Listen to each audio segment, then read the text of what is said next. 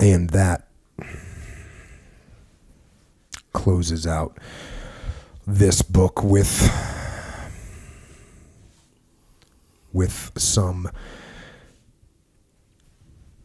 penetrating and admonishing words for us, because there's a lot of warnings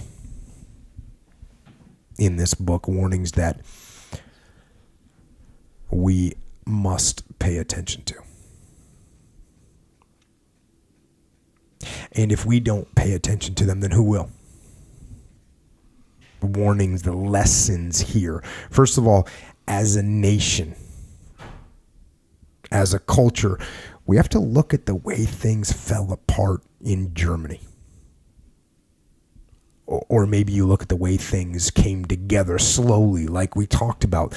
The traditional values were moved aside and they were replaced with these new values that allegedly protected the German citizens. They were values that were going to make the world a better place. And he uses this term, this political religion. That's a powerful thought. Political religion took hold. And then he used that term, presumptuous beliefs, that countered the foundation of their existing cultures and beliefs. So there's some arrogance involved there. We got people that aren't even listening to the counter arguments. And I think we have to be careful not to abandon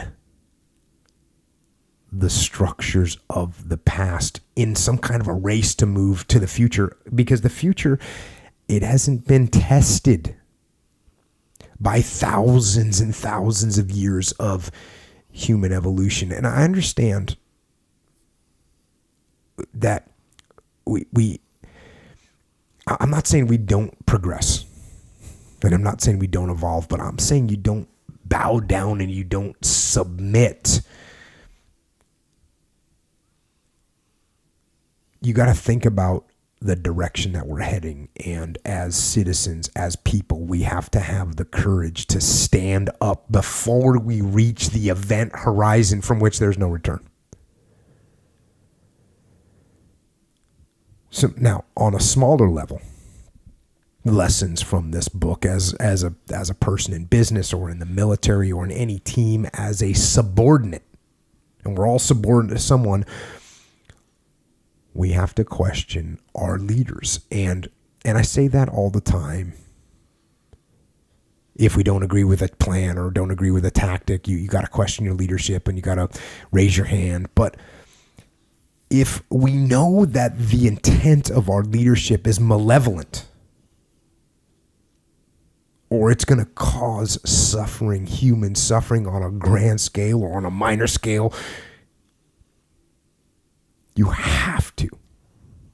we have to say no and do what is right, no matter the consequence.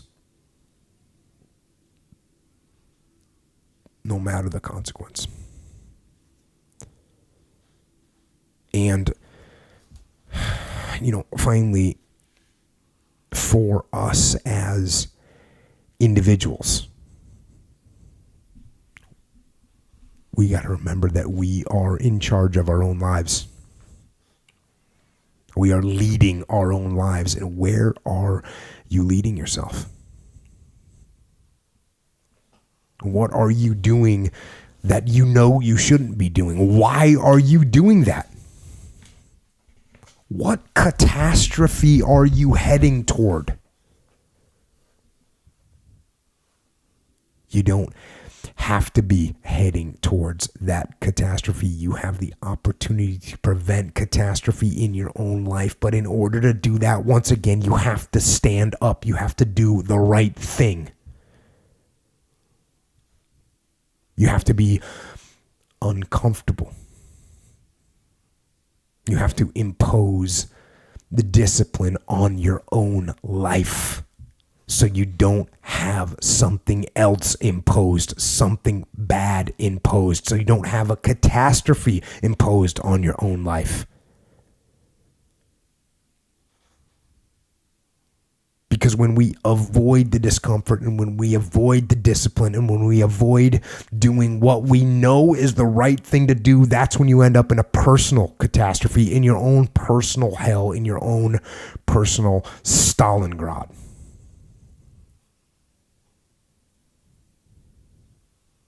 You have to do the hard thing, the thing you know is right. And you know what is right, and you know what you are supposed to do. So do it. And avoid going down a path that leads to your own personal hell. And instead, get on the path that leads to freedom. And I think that's all I've got for tonight.